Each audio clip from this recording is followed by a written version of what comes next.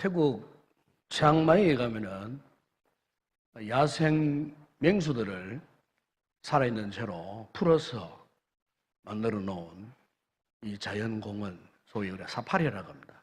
사파리가 있습니다. 제가 몇 해 전에 몇 차례 치앙마이를 갔다 올 때 거기 한번 사파리에 한번 들어가 본 그런 경험도 있습니다. 그런데 그 사파리에 대한 한국 방송이, 모 방송이 사파리를 이제 취재하러 등한 그런 프로그램이 몇 해 전에 방영이 된 적이 있었습니다. 그 프로그램에서는 호랑이 쇼를 취재하는 그런 내용이었습니다. 그런데 사육사 앞에 거대한 호랑이가 한 마리가 나왔는데 그 호랑이가 우리가 알고 있는 그냥 얼룩무늬 그런 호랑이가 아니고 하얀 백호였습니다. 엄청난 크기의 백호 한 마리가 사육사가 보내는 신호를 이제 듣고 관객들 앞으로 나왔습니다. 이어서 이제 공연이 시작되었습니다. 사육사가 가지고 있는 쥐봉에 호각의 소리에 의해서 신호를 맞추어서 그 큰 백호가요 이리 뛰고 저리 뛰고 그리고 온갖 갖가지 묘기를 보여주었습니다. 그럴 때마다 이 사육사가 고기 덩어리를 던져줍니다. 잘했다는 거죠. 그러니까 이 백호는 그 고기 덩어리를 먹고 또 힘을 내고 기분 전환해서 사육자가 보내는 신호에 따라 또 다른 묘기를 계속 하는 겁니다. 그 이제 묘기 쇼의 마지막 순간에 갑자기 음악이 흘러나왔습니다. 그런데 음악을 가만히 들어보니까 그 당시에 세계적으로 열풍을 이루었던 우리나라 가수 샤이가 부른 강남 스타일이었습니다. 놀라운 거는 이 강남 스타일 노래가 막 나오니까 사육자의 신호에 의해가지고 아시지 않습니까? 말춤을 추기 시작하는 거예요. 호랑이가. 그러니까 그걸 지켜보던 그 관객들이 전부 일어나서 말춤을 추고 막 난리가 났어요.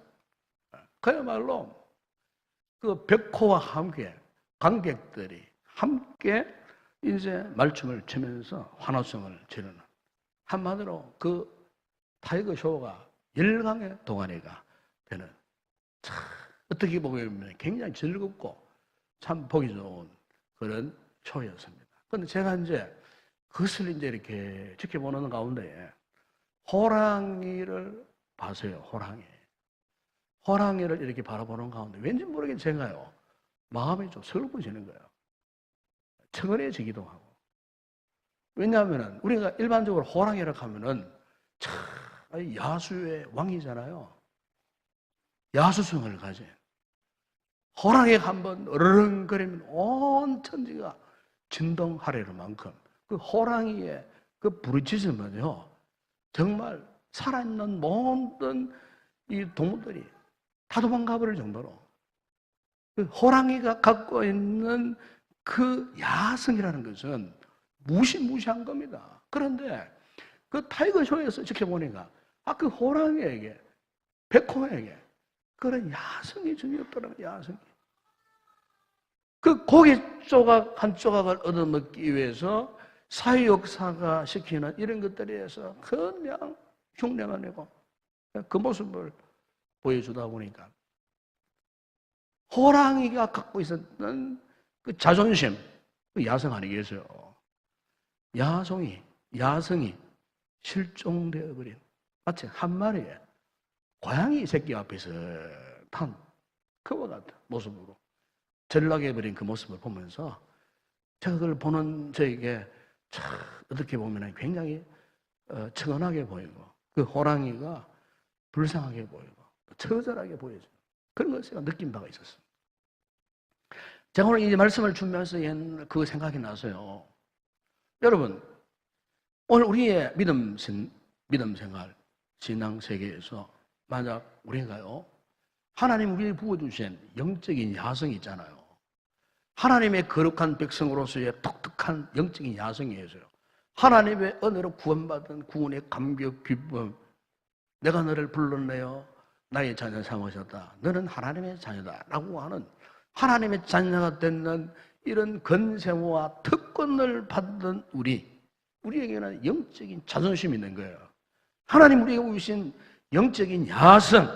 그런데 우리가 자칫 잘못 믿음 생활 온전하게 하지 못하면은 이런 영적인 야성을 잃어버린 마치 백호처럼 아무런 힘도 서지 못하는 무기력한 상태였어요. 세상 가운데 이리 치고 저리 치고 한번 숨도 한번 제대로 쉬지 못하고 기가 죽은 상태에서 하나님의 백성들이 만약 우리가 그렇게 살아간다면 하나님께서 우리를 지켜보실 때에 얼마나 불쌍하게 보이시고 얼마나 우리의 모습이 처근하게 보이실까. 여러분 어떻습니까? 오늘 여러분들의 영적인 모습이 어떠냐 그 말이에요. 혹시 여러분 영적인 이 야성을 잃어버린 채 무기력한 상태에 살아가고 있지는 않습니까? 그리고 왜 우리가 이 같은 야성을 잊어버린 채 살아갈 수밖에 없는가? 그 이유가 뭘까? 여러분 그것은 바로 신앙의 기본을 잃어버렸기 때문에 그렇습니다. 신앙의 기본을 회복해야 됩니다. 신앙의 기본 회복해야 영적인 야성이 일어나는 거예요. 오늘 본문을 보시면 지금 이스라엘이 영적으로 너무나 어두운 시대에 직면해 있었어요. 아방의 아버지였던 오므리가요, 북이스라엘을 12년 동안 통치했어요. 이 오므리가 어떤 사람이냐? 열왕기상 16장 25절에 보면 여호와 보시기에 악을 행하고 그 전에 모든 사람보다 더 악을 행한 왕이었어요. 하나님을 섬기지 않고 가나안에 온갖 잡신들, 우상들 섬겼어요. 하나님 앞에 배교했어요. 자신만 그렇게 살은 것이 아니에요. 온 백성들로 하여금. 그런데 문제는 그 오므리 다음에 그 아들 아합이 왕이 되었을 때는요, 그 아버지보다도 죄악이 한층 더 업그레이드된. 그래서 여러분 열왕기상 16장 3절 31절을 보게 되면 이 아합에 대해서 이렇게 말합니다. 그의 이전의 모든 사람보다 여호와 보시기에 악을 더욱 행하여. 그 아버지도 악을 행하였는데 이 아합은 그 아버지보다 더 악을 행하여 그 가운데 시돈 사람 왕 에바알의 딸 이세벨을 정략적으로 자기 아내를 삼고 결혼을 했어요. 그리고 그것을 끝나지 않았어요. 이세벨의 시집을 갖고 온 아세라 목상 바알 온갖 우상 제물들을 갖고 왔는데 이거를 여호와의 제단에 세워놓고요 바알을 섬기고 예배하고 자신만 아니고 문무백관들 그리고 백성들에 이르도록 하나님을 배교하고 배반하고 배신하고 온 나라가 왕으로부터 하층 서민들까지 다 이렇게 바알을 섬기는 하나님의 거룩한 제단에서요 바알 앞에 경배하고 바알을 섬기고 바알에게 예배하고요. 여러분 이 바알이라는 것은 그 당시 가나안 땅에 풍요를 가져다 주는 신입니다. 이 가나안 사람 그렇게 믿었어요. 농사가 잘 되고 비를 몰아주고 흉년이 없게 하고 풍성한 삶을 살게 하는 이 바알. 그래서 이 가나안 족속들에게 있어서는 바알이 절대적인 신이었습니다. 그런데 하나님의 자녀 하나님의 백성들 여호와의 신앙을 가졌던 이 사람들이 언젠가부터 여호와의 신앙을 버려버리고 바알 신앙을 가지고 바알 섬기기에 급급했다는 겁니다. 이렇게 여러분 시대적으로 영적으로 캄캄한 어두운 이 시대에 그런데요 오늘 본문에 보시면은 하나님께서 한 사람을 불러내십니다. 그가 바로 누굽니까? 엘리야입니다. 엘리야. 여러분 우리 하나님께서는요 항상 사람에게 관심을 갖고 계시는 분입니다. 왜요? 그 사람을 통해서 역사하시는 분이기 때문에 항상 하나님께서는요 사람을 준비해 놓고 계시는 분이에요. 왜? 때가 되면은 그를 불러내어 하나님이 서시려고. 어떤 때는 하나님이 안 계시는 것처럼 보일 때도 있어요. 겉으로 보기에는 너무나 캄캄하고 절망적인 상황처럼 보이지만은 여러분, 그 상황 가운데서도 하나님은 여전히 일을 하고 계시는 분이에요. 그분의 일을 이루시기 위해서 그분의 일을 할 수 있는 사람을 항상 예배하고 준비하고 계시는 거예요. 오늘 이 사실을 알아야 돼요. 여러분, 오늘 우리 역시 마찬가지예요. 이 캄캄한 시대에 엘리야를 불러 주시듯이 하나님께서는 오늘 저와 여러분을 불러 주신 줄로 믿습니다. 우리를 불러 주시면서 그냥 불러 주셨겠어요? 하나님의 이 거룩한 뜻을 이루시기 위해서 불러 주신 거예요. 이것을 우리는 다른 말로 표현하면 소명입니다. 소명을 주신 거예요. 그런데 문제는 뭐냐면 우리가 먹고 마시는 이 일에 정신 없다 보니까 이 소명을 잊어버리고 살아가는 거예요. 여러분, 오늘 우리가 믿음 생활을 하면서 이 소명을 잊어버리며 살아가는 분들이 얼마나 많이 있는지 몰라요. 소명을 무시하며 살고 소명을 때로는 거부하며 살기도 하고, 그러나 여러분, 우리 하나님께서는 소명을 통해 그분의 일에 동참할 수 있도록 항상 우리를 부르시고 또 부르시고. 오늘 많은 사람들이 지금 허무 속에 살고 있습니다. 공허감 속에 살고 있습니다. 삶의 의미, 목적을 상실한 채 살고 있지 않습니까? 많은 상처를 안고 살고 있어요. 한마디로 너무나 힘든 인생을 살고 있어요. 그런데 여러분, 이런 상황 속에 있는 우리들에게 하나님이 우리에게 소명을 주신 거예요. 여러분, 여기에 소명이라는 다른 말로 하나님의 부르심인데, 그럼 하나님이 왜 우리 소명을 주시느냐? 어떤 일을 맡기기 위해서만 아니에요. 이것보다 더 중요한 게 있어요. 우리에게요, 하나님의 자녀, 하나님의 백성으로서의 이 정체성을 주시기 위해서 우리에게 소명을 주시는 거예요. 정체가 뭡니까? 정체성이 내가 누구냐 하는 겁니다. 내가 누구냐 과연? 이걸 하나님이 깨닫게 하시기 위해서 소명으로 우리를 부르시는 거예요. 제대로 소명감을 가진 성도들은요, 자신의 영적인 정체성을 분명히 알고 있어요. 아는 분이에요. 그러나 소명감에 자신이 없는 분들은요, 아직까지도 자신의 정체성을 몰라요. 이게 문제예요, 이게. 여러분, 출애굽기 3장에 보게 되면 하나님께서 모세를 부르실 때에 모세가 그 당시에는요, 정체성이 없었어요. 그러니까 불꽃 가운데서 하나님 증거를 보여주셨어요. 모세야, 모세야, 내가 너를 불러내어 네 동족 저 애굽 땅에서 탄생하고 있지 않느냐. 내가 너를 통해서 네 동족을 애굽에서 구출하는데 내가 너를 사용하겠다. 이러니까 모세가 정작 하는 말이, 하나님께 말합니다. 내가 누구이기에 바로에게 갈 수 있습니까? 내가 누구이기에 내 같은 존재가 어떻게 애굽의 수다한 내 동족을 이끌어낼 수가 있겠습니까? 나는 못한다는 거예요. 나는 내 꼴을 잘 알기 때문에요, 어떻게 내 같은 존재가 어떻게 이 큰 일을 할 수가 있겠습니까? 그 후에서 심지어 하나님, 나는 입이 뻣뻣하고요, 혀가 둔한 자입니다. 어떻게 바로 앞에 서가지고 내가 어떻게 무슨 말을 할 수가 있겠습니까? 그러니까 하나님, 보낼 만한 자를 보내소서. 나는 자격 미달입니다. 여러분, 모세가 하나님이 부르심에 대해서요, 거부했어요. 왜 그랬을까요? 자신의 정체성이 분명하지 못했어요. 여호와의 신앙을 갖고 있었지만은 그때까지만 하더라도 모세는 자신의 영적 정체성이 확실하지 못했어요. 그런데 하나님이 끝까지 이 모세를 어떻게 하면 설득합니다. 지팡이 던져봐라.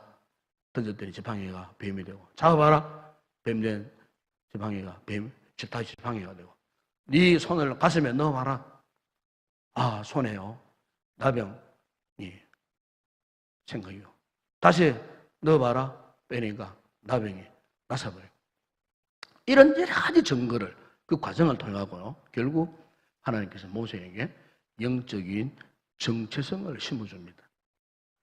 정체성이 회복되었을 때 그는 여호와의 지팡이를 잡고 애굽으로 내려갔다. 성경이 그렇게 말씀하고 있습니다. 여러분, 정체성을 갖고 있느냐 없느냐의 차이가 이겁니다. 여러분. 네? 우리도 마찬가지요. 신앙생활의 성공 비결은 첫 번째 이거예요. 기본기 가운데 정체성이라고. 정체성. 영적인 정체성이 분명해야 되는 거예요.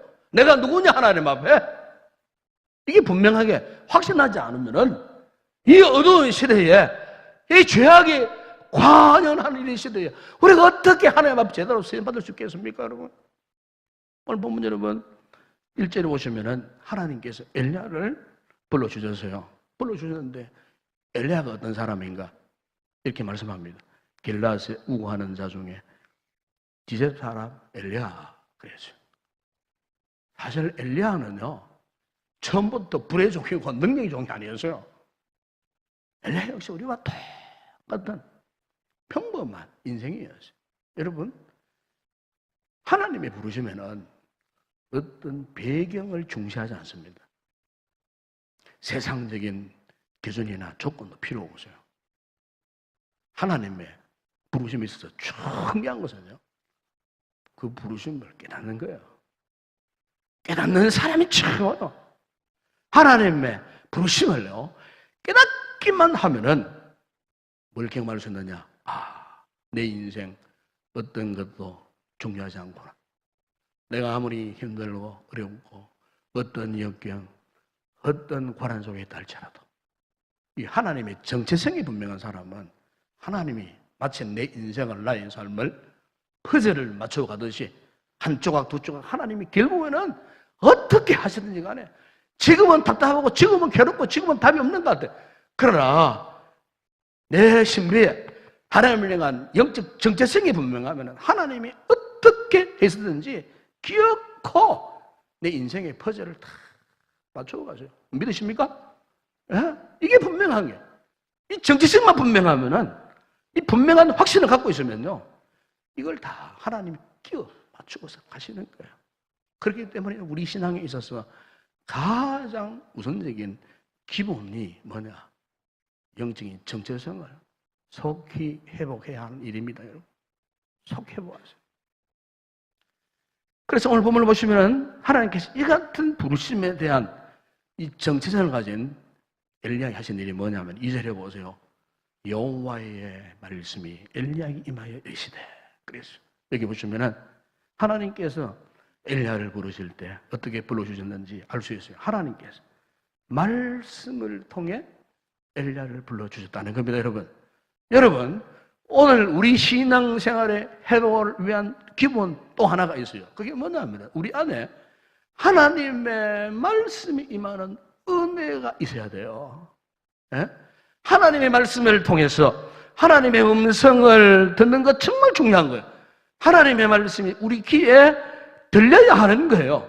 하나님께서 우리에게 은혜 베푸시는 그 출발점, 그 시작점은 다른 데 있는 게 아니에요. 말씀을 알아듣는 데 있어요. 말씀을 알아듣는 게 중요한 겁니다. 그렇기 때문에 지금도 하나님께서 오늘 저와 여러분에게 이 예배 시간, 이 설교를 통해 가지고 지금 여러분들에게 지금 끊임없이 말씀하고 있어요. 말씀하고 있을 때 말씀을 알아듣는 성도들은 이 하나님의 생명의 말씀이, 능력의 말씀이 여러분 가운데 임하여, 임한다는 말은 이 말씀이 내 머리에 지식으로 쌓이는 것을 말하는 게 아니에요. 여기 말씀이 임한다는 말은 하나님의 말씀이 살아서 내 생애 속에, 내 삶 속에 실제적으로 역사하시고 말씀이 내 심령에 와닿을 때에 지금 내 영혼에 지금 불꽃이 튀고 내 심장이 뛰고 영적인 흥분 상태에서 과연 하나님의 말씀 아멘, 아멘이 나오고 그 말씀이 내 생애를 휘어잡고 그 말씀이 내 삶을 뜨겁게 만들고 너무나 흥분한 나머지 오늘 밤에 집에 가도 잠이 안 오는 분들은요, 말씀 제대로 들어간 겁니다. 흥분해가지고. 잠이 안 오더라고요. 저도 개인적으로 말씀 묵상하다가 은혜가 되잖아요. 그럼 이 말씀이 내 심령에 각인되어지면 밤에 누워있어도 눈 감아도 말씀이 생각나고 막 흥분되어지고 너무너무 감사하고요. 오히려 정신이 더 맑아지고 집중력이 생기면서 한없는 하나님은 누워서도 때로 눈물 흘리고 하나님 감사합니다. 아버지 감사합니다. 오늘 낮에 말씀 묵상했던 그 말씀이 이렇게도 오래오래 남아 계시고 내 심장과 폐부까지 찔러 쪼개기시고 나를 삶을 변화시키시는 이 하나님의 이 은혜의 말씀 주신 것 감사합니다. 말씀에 은혜 받으니까 기도가 절로 고백되어지고 나오고요. 성령의 뜨거운 은혜가 임하고요. 예?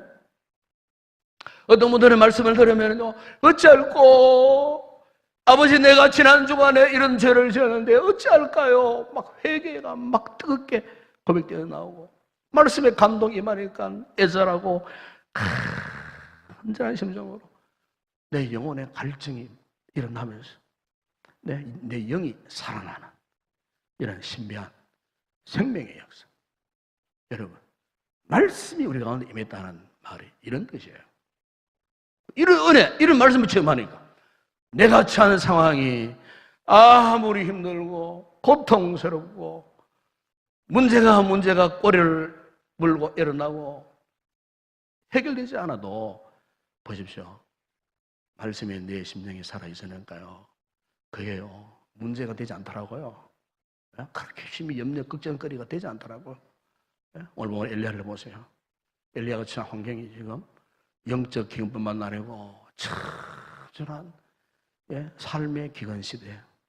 도저히 육신적인 어떤 힘이나 순한 방법으로 살아갈 수 없는 너무나 암담하고 암울한 영적 침체, 한마디로 최악의 순간 그런 시대. 그런데 이런 상황이었지만 하나님께서 엘리야를 사용하시려고 불러주시면서 그에게 여호와의 말씀을 부어주신 거예요. 하나님의 말씀이 거기에 임하였어요. 여러분, 이게 축복입니다. 여러분, 축복입니다. 만사형통한 축복이 아니고요, 내가 처음 환경 가운데 하나님의 말씀이 제대로 내 심정에 임하는 것, 이게 여러분 축복이요. 왜요? 말씀에 제대로 임했다는 말은 지금 하나님이 나를 통하여서 역사하고 계신다는 의미이기 때문에 말씀을 제대로 받으니까 축복이구나, 은혜구나, 이 깨달아지는 거예요. 우리 성도들이 처한 삶의 환경, 영적 환경이 아무리 열악하고 고통스럽고 절망적이라 할지라도 여러분, 이 시간 여러분의 심령 가운데에 오늘 이 말씀이 제대로 임한다면은 여러분들에게 놀라운 은혜의 역사가 경험되게 될 줄로 믿습니다. 말씀에 제대로 임하면요, 아직 우리에게는 소망이 있는 거예요. 왜? 말씀이 역사합니까? 우리 자신이 다시 회복되고요. 내가 회복되니까 우리 가족이 회복되어지고, 우리 가정이 회복되어지고, 교회가 회복되어지고, 말씀에 제대로 선포되어 보세요. 이 사회가 회복되어지는 놀라운 역사가 일어나는 거예요. 여러분, 우리 사무엘상 3장에 보게 되면은 이 사무엘상 3장 배경은요, 이제 사사시대, 400년 사사시대의 이제 마지막 부분, 어떻게 보면 사사시대와 왕정시대의 대전환기, 그런 상황이었어요. 그런데 그때 그 시대가 어떤 시대였냐? 성경 여러분 사무엘상 3장 1절 보면 이렇게 말씀합니다. 아이 사무엘이 엘리 앞에서 여호와를 섬길 때에는 여호와의 말씀이 희귀하여 이상의 현이 보이다. 그 시대가요, 여호와의 말씀이 희귀하여, 여기 이 말씀은요, 그 시대에 하나님의 말씀이 없었다는 말이 아니에요. 그 시에도 계속해서 말씀이 주어졌어요. 계시의 말씀이 주어졌지만은 그 말씀을 도통 듣고 깨닫는 자들이 없었다는 거예요. 오죽했으면 여러분, 그 시대 영적 지도자 엘리 제사장마저도 얼마나 그 영적으로 아둔했으면은 여호와의 말씀을 듣지 못했어요. 그런데 보세요. 사무엘상 3장 4절에 보면은 여호와께서 사무엘을 부르시는지라 그가 대답하되 내가 여기 있나이다. 성전에 수종들던 어린 아이 사무엘은요, 엘리와는 달랐어요. 여호와의 말씀에 들려진 거예요. 하나님의 말씀을 듣게 된 거예요. 여러분, 이 어린 사무엘이 결국 보십시오. 여호와의 말씀을 듣게 되었을 때에 이 사무엘을 통해서 훗날에 보세요. 하나님의 위대한 역사, 이스라엘의 영적인 대혁명을 일으킨 사사시대에 그 암울했던 타락했던 우울했던 400년 역사의 종지부를 찍고 새로운 하나님의 역사를 누구를 통해서 일으켰냐? 한 사람, 말씀을 알아듣는, 말씀 임했던 그 어린 사무엘 선지자들을 통하여서 이스라엘의 영적인 대혁명을 일으켰다. 왕정시대가 도래하게 되는 그와 같은 역사적인 대전환되는 모습을 우리가 거기에서 볼 수가 있어요. 여러분, 오늘 본문 엘리야를 보십시오. 하나님의 말씀이 그에 임하였을 때에 그는 분명한 반응을 했습니다. 하나님께서 자신을 어떻게 사용하실지에 대한 확신과 함께 철저하게 어떻게 순종했어요. 3절에 5절에 보세요. 너는 여기서 떠나 동쪽으로 가서 요단 앞 그리 시냇가에 숨고 그 시냇물을 마시라. 내가 까마귀들에게 명령하여 거기서 너를 먹이게 하리라. 그가 중요한 말씀이 나오잖아요. 여호와의 말씀과 같이 하여 곧 가서 요단 앞 그릿 시냇가에 여기 보시면 엘리야가 요단 앞 그릿 시냇가에 숨어 들어갔다고 말씀합니다. 여러분, 하나님께서 때때로 우리에게요 이렇게 말씀하실 때가 있어요. 숨어 있거라. 지금 힘들지, 어렵지, 너 지금 고통스럽지, 어떤 문제 잘 안 풀리지, 사업도 잘 안 되고, 네 직장에서 억울하게 밀려 나왔지, 가정에 네 자식 애미기지, 네 어떤 질병으로 지금 아파하지, 고통하지. 그럴 때 우리에게 하실 말씀이 이거예요. 숨어 있거라. 잠시만 숨어 있거라. 오늘 성도들 이 주님의 음성을 들으시기 바랍니다. 잠시만 숨어 있거라. 숨어 있는 기간이 한 달 될 수도 있고요. 아니면 1년, 아니면 10년도 될 수 있어요. 그러나 여러분, 여기에 숨어 있어라는 말씀의 의미가 무엇인가? 바로 그것은요, 하나님의 말씀에 대한 순종 훈련. 이겁니다, 지금. 숨어 있다는 말 이거예요. 과연 내가 너에게 하라는 이 말에 순종할 수 있나요? 왜? 순종하여 숨어 기다리라. 하나님께서 이제 나오거라. 그때가 있다 그 말이에요. 여러분, 우리의 신앙은요, 하나님의 타이밍에 잘 맞춰야 됩니다. 하나님의 때에. 때로는 우리가 너무 성급하게, 조급함으로 하나님의 때를 앞질러 내 마음대로 나갈 때가 있어요. 그러면 실패합니다, 여러분. 망합니다, 그렇게 되면. 여러분, 우리가 삶을 살아갈 때대로 하나님이 나를 마치 격리시키고 나를 외롭게 하고 나에게 원치 않는 외로움을 주시고 고독을 주시고 나는 도저히 외로워 살 수 없습니다. 이랬을 때에 그때에 기다리다가 못 참아가지고 뿔떡 일어나가지고 사람을 찾아갑니다. 사람을 나의 외로움을 좀 달래주세요. 하소연을 합니다. 내 말 좀 이해해 주세요. 무슨 시원한 답을 얻기 위해서요. 착각하고 자꾸 사람을 찾아가고 사람에게 중독되고 사람에게 집착하면서 사람에게 매이는 그런 경우를 종종 보게 돼요. 참으로 여러분, 그런 경우는요 위험한 상황이에요. 예? 이 연약한 우리 인생을 어떻게 믿을 수 있겠어요, 여러분? 사람을 어떻게 믿을 수 있겠느냐 그 말이에요. 사람을 향해서는 답이 없어요, 여러분. 잘 아시지 않습니까, 여러분? 답이 없어요. 사람에게는. 오늘 보면 엘리야를 보세요. 엘리야처럼 이렇게 외롭고 고독할 때 엘리야는 외로움을 거부하지 않았습니다. 고독을 두려워하지 않았습니다. 여러분, 오늘 우리 성도들이 당면한 여러 가지 외로움, 고독한 시간, 고통스러운 순간, 그걸 알고 보게 되면 하나님 우리에게 베푸시는 은혜의 시간인 줄로 믿습니다. 바로 그때가 은혜 받는 시간이에요. 예? 이 외로움을 끌어안고 주님과 외로움 속에서 교제하는 거예요. 이 외로움, 고독 속에서 하나님의 음성은 더 분명하게 들리는 거예요. 우리가 잘 살 때, 평안할 때, 형통할 때는 하나님의 말씀 들리지 않습니다, 여러분. 환난, 풍파, 외롭고 고통당할 때, 어떤 인생에 문제가 있을 때 엎드려 보세요. 말씀을 제대로 들어보세요. 바로 그때 그 순간에 하나님의 말씀이 가장 정확하게, 가장 깨끗하게, 가장 명료하게 들리는 시간이 바로 그때요. 우리가 그것을 거부할 리가 뭐 있겠어요? 이걸 안다면. 이걸 안다면 왜 우리가 그 외로움을, 고독함을 넋두리하고 원방불평하고 거부할 이유가 하나도 없는 거예요. 오늘 보면 여러분 6절에 보십시오. 하나님께서 엘리야를 그릿 시냇가로 몰아가신 이유가 있어요. 바로 그것은 그곳에서요, 하나님을 깊이 만나는 경험을 하도록 하시기 위해서. 6절에 보세요. 까마귀들이 아침에도 떡과 고기를, 저녁에도 떡과 고기를 가져왔고 그가 시냇물을 마셨으나. 여러분, 우리 인생에 성패를 좌우하는 것은 다른 것이 아니고요, 하나님의 말씀을 제대로 받고 그분의 음성에 제대로 반응해서 천천하게 순종하는 것입니다. 아무리 좋은 사람 만나보세요. 아무리 수많은 사람 만나보세요. 네? 그분들이, 그 사람들이 내 내면의 문제 해결 못해요.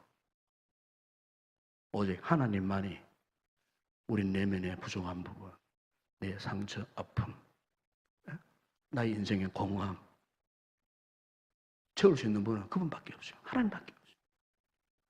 말씀에 순종했던 엘리야에게 보세요.